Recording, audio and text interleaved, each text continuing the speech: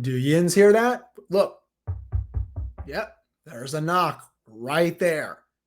The Penguins are now being invited to the Stanley Cup playoffs, but they have to win a couple of those games. That knock right there, someone's knocking on their door telling them, just got to win these last two games.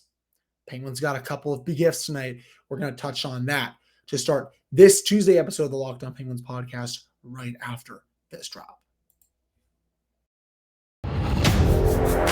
You're Locked On Penguins, your daily podcast on the Pittsburgh Penguins, part of the Locked On Podcast Network, your team every day.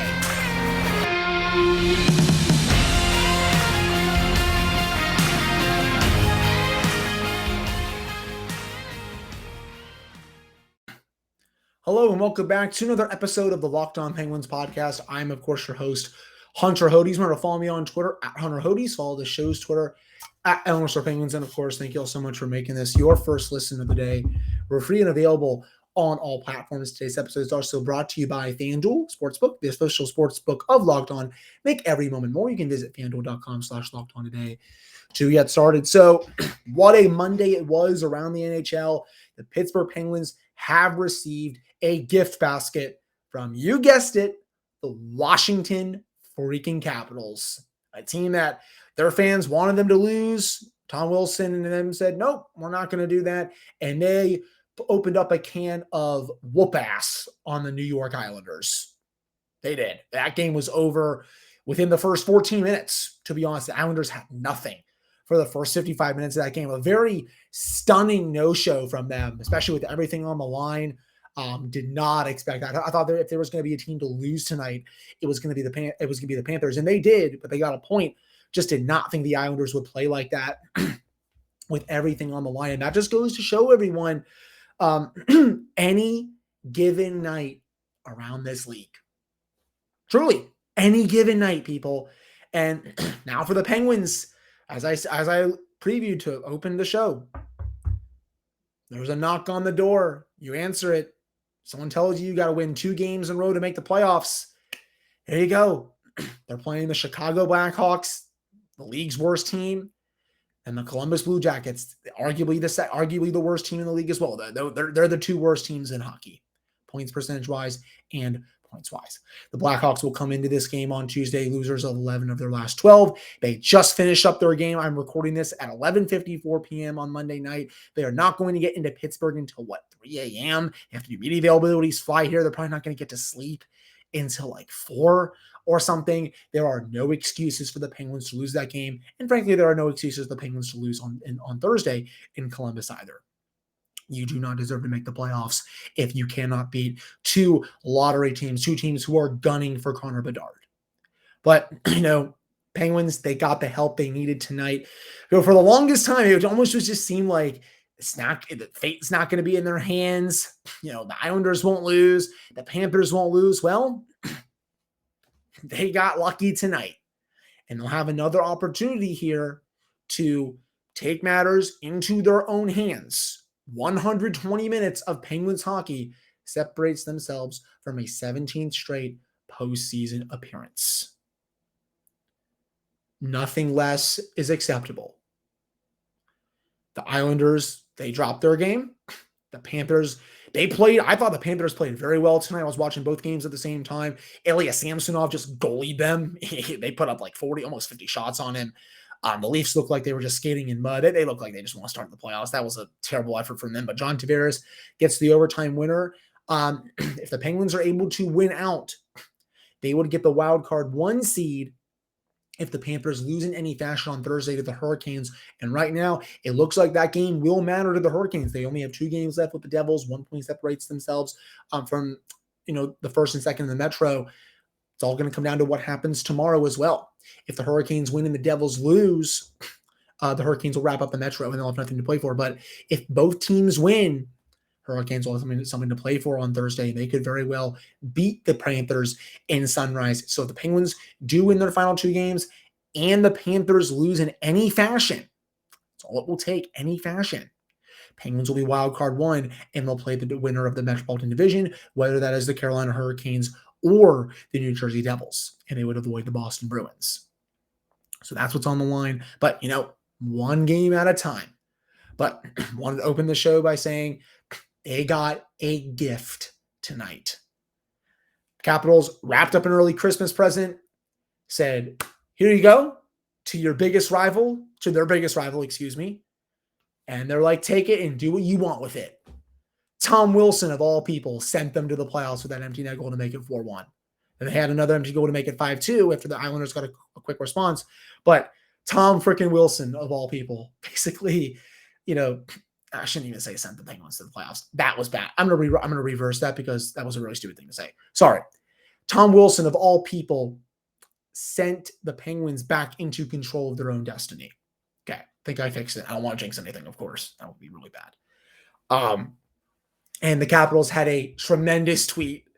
The Homer Simpson meme of him going into the bush, the Pittsburgh Penguins, and then a Washington Capitals logo emerges.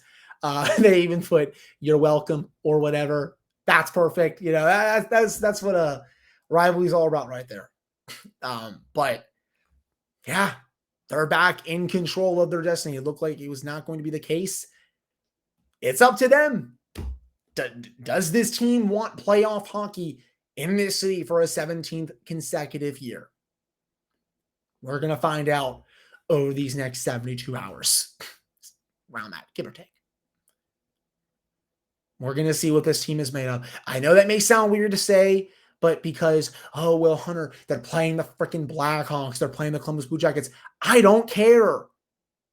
I don't. Do I not need to remind everyone that this team lost to the San Jose Sharks on home ice? They lost 5 out of 6 games to the Red Wings and the Canadiens. They almost lost at home to the Ducks. Remember that game? Remember the game against the Ducks, another one of the worst teams in the league?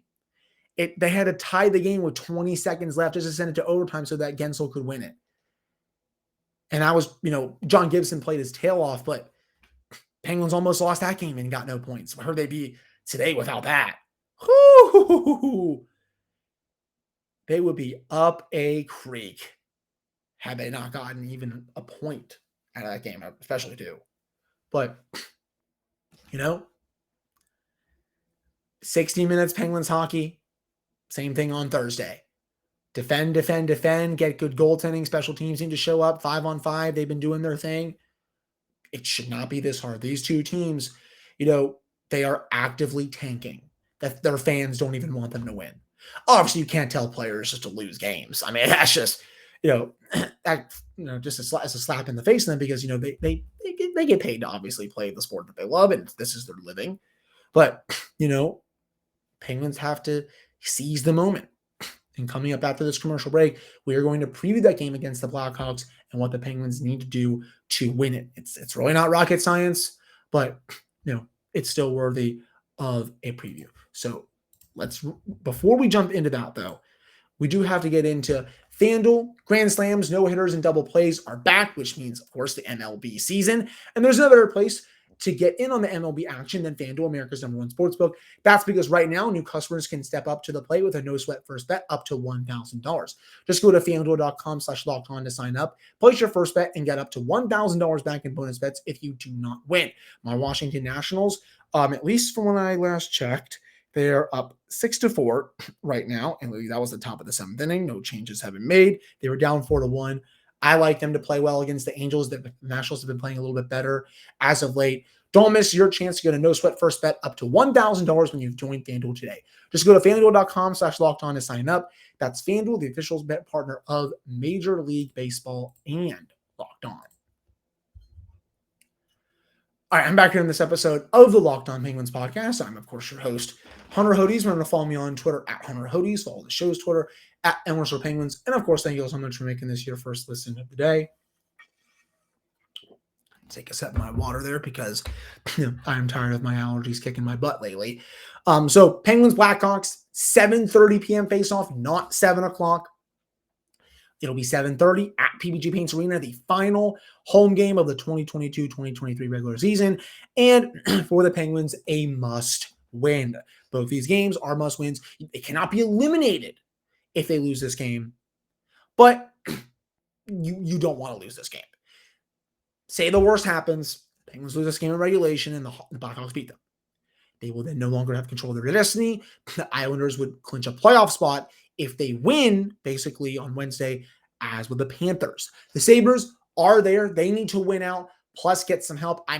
Correct me if I'm wrong. If I got this right, if the Penguins do win tomorrow and the Sabres don't, I think the Sabres are basically cooked at that point. I don't think they have the tiebreakers over any of the teams in front of them. I think even the Penguins. Yeah, I think so. Yeah. Because the Sabres lose. Yeah, because I think regulation wins. I think overtime wins. I think the Penguins have 31. The Sabres have 29.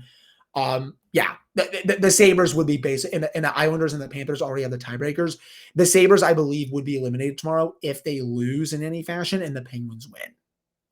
I think I read that right. I just want to I'm going to double check that during the episode. But, they're still there. They're fighting, but they need a lot of things to go their way if they want to get in. But, say the Penguins do lose a game, and even if the Sabres do lose that game as well to the Devils because it's a back-to-back, all the Islanders and Panthers will need to do is win in any fashion on Wednesday and Thursday, and they are in the playoffs.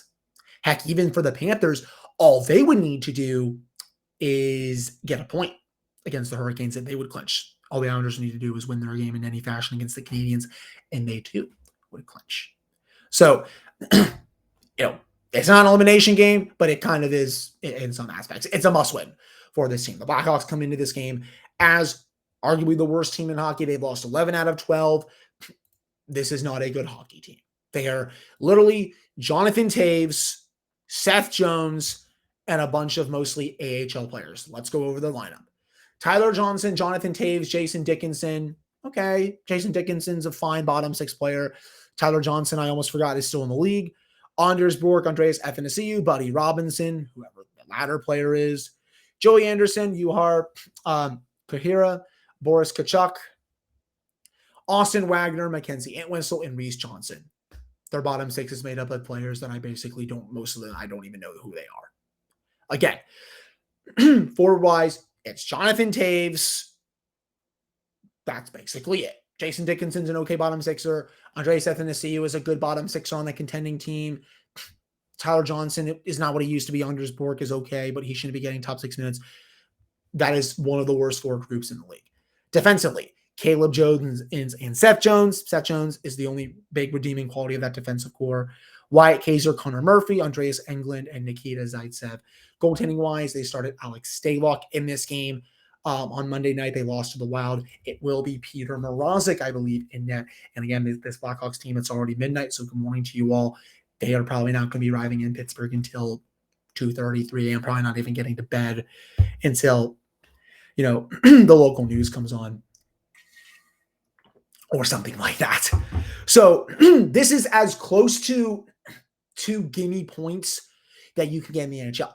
But we said that last time against the Canadiens. Remember, that was a Canadiens team that had lost a lot of games in a row.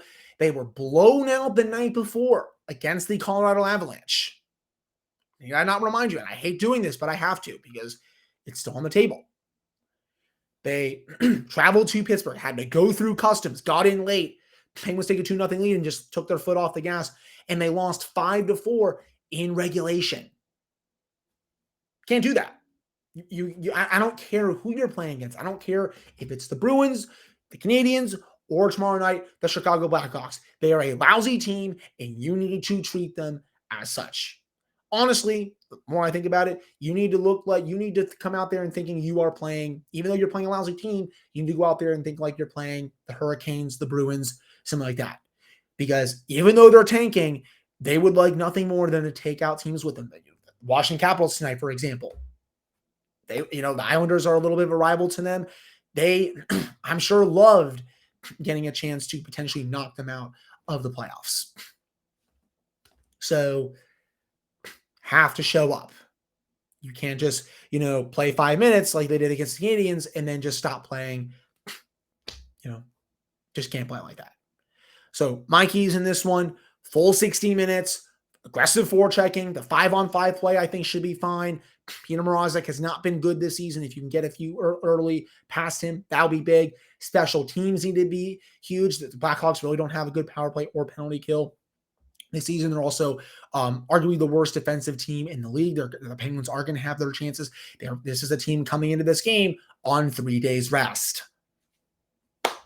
Again, another no excuse to no show in this game. If the Penguins do fail to make the playoffs and not beat these two teams, there are going to be a lot of major serious changes to this organization in the offseason.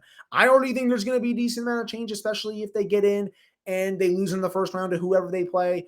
But if they don't, and they squander this opportunity, which is slapping them in the face to get into the playoffs, you're going to see a lot of big changes. I've said for at least a little while that I expect Mike Sullivan to be back next season no matter what happens. But if they blow this here, I don't even know if he will be back. These two games, if they fail to get in the playoffs and they don't take care of business, a lot of people lose their jobs off that. I don't care that it's a 2-game sample. These are the two worst teams in hockey. There are no excuses. There's just not. So, those are I'm looking for, again, the special teams. I'm looking for Tristan Jarry. I expect him to get the start. You ride him these last 2 games. I don't care about Casey DeSmith at this point. Jarry is your number 1. He's played well in his last 2 starts. The Penguins have outscored the opposition 9-2 in their last 2 games. You start your number 1 goaltender with your season on the line. And I want to see that desperation and urgency again. This is game 81 out of 82. You are fighting just to get in. You got to treat this as if it's a game 7.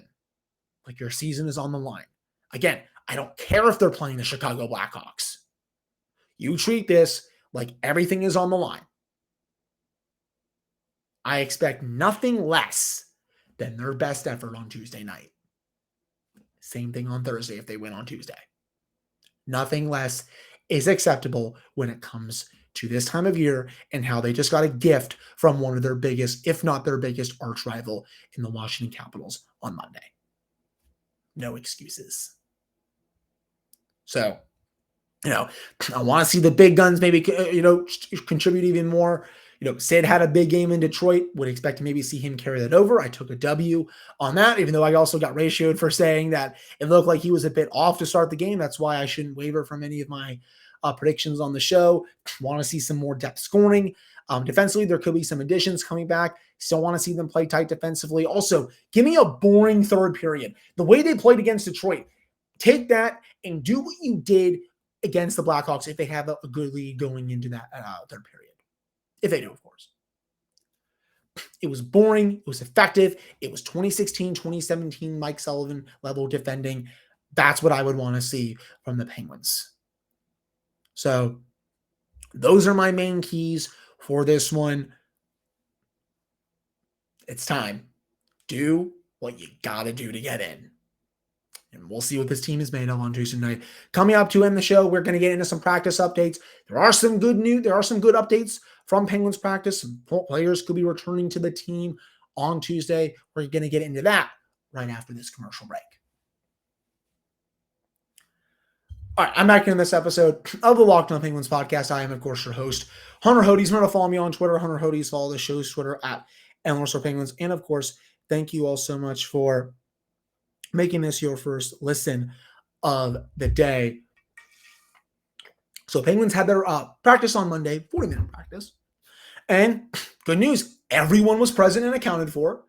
Everyone except Drew O'Connor was wearing a full contact jersey. So Marcus Pettersson, Dmitry Kulikov, and Nick Bonino did take full contact. Drew O'Connor was in non-contact. I don't expect him to play on Tuesday. But that means Nick Bonino, it looks like, will be returning from his kidney injury. Not a moment too soon. I think he's could be a really big asset to their penalty kill. Is a good player in the bottom 6. It stinks that he's going to be replacing Drew if he's still a bit banged up. But, he's still a player I would want in this bottom 6 every time. It'll be more interesting and curious to see if that game has a lot of meaning on Thursday, which I'm sure it will. If the Penguins win this game and Drew's ready to play on Thursday, who comes out of the lineup? Is it Danton Heinen, even though he just scored a very important goal in Detroit? Josh Archibald, I'm not sure. I don't think they would take out Ryan Poehling. Jeff Carter's not coming out of the lineup. Be really curious to see the decision there from Sullivan. I would guess Heinen, but I'm a firm believer that Drew O'Connor needs to be in this lineup full time. He's shown that this season. I don't think they would take out Granlund either. But that's good news. Dmitry Kulikov, he skated in a full capacity. Looked like the defense today was Dumoulin, Letang, Petrie with P.O. Joseph, and Kulikov, Ruda. And then Pedersen was skating with the extras. So Pedersen might not be ready for the game on Tuesday. Even though he took full contact, he'll probably be at the morning skate. I think Mike Sullivan will probably say it's a game time decision, but based off the pairings and lines from Monday, I don't think Pedersen is going to play in this game, but we'll see. If Kulikov and Pedersen are both ready to go, and Pedersen has a good morning skate, and Sullivan says it's up to the doctors and stuff, I would guess the pairings would still be Dumoulin, Letang. I think they would put Pedersen, Petrie back together, and I think you would probably see Kulikov, Ruda. I don't like it. I think P.O. Joseph deserves to be in the lineup over Kulikov, but I think they would put Kulikov in just because of his defensive impact. He's been a better defensive defenseman this season than P.O. Joseph has been. P.O. has the offense to warrant being in the lineup, but defensively he's given it back a little too much for my liking. I think they just want someone to be a bit more safer on that pairing, and I think that's why they would put Kulikov there. But team looks to be getting healthy at the right time. Would expect at least Bonino and Kulikov to play. Pedersen, TBD, Drew, don't think he's going to be ready to go yet. If he plays before the season ends, maybe it's on Thursday. And if they get in the playoffs, I think he would play in the playoffs as well. But, not at a moment too soon.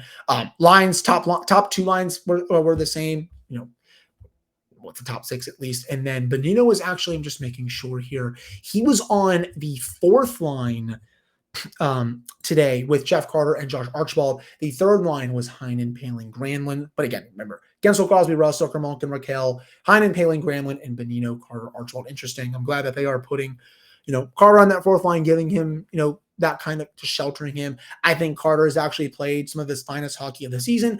I know it's a very low bar, people. I get it, but baby steps. I will still take the way he's been playing these last few games over his previous 70-plus games. So, I think that's a more of a defensive fourth line. Bonino is still good on the face-off dot. Can kill penalties, can still do well defensively. Carter can drive at least a little bit of offense as of late. Archibald can chip in at some points. I don't really mind that fourth line. I'm really curious about that third line, though. If Heinen can continue scoring, Poehling's been playing well. Granlund, not really too sure about that, just because he's been a little bit of a disappointment since coming over from Nashville. But, we're finally starting to see what this team can be when it's fully healthy. But 2 games left, Yins. It is now or never. 80 games in, 2 to go. What are the Pittsburgh Penguins made of? Every time they've had an opportunity to help themselves this season, no matter the cost, they've failed. They've just pooped their pants, basically. You cannot do that this time of year. You're playing 2 teams who are tanking. It's now or never. What is this team made of? Do they want to get in? Do they want playoff hockey back here? I'm sure I know what their answer is, but go out and prove it. I don't care how bad these teams are. Again, treat them like they are the best team in the world and go out there and play 60 minutes every single night.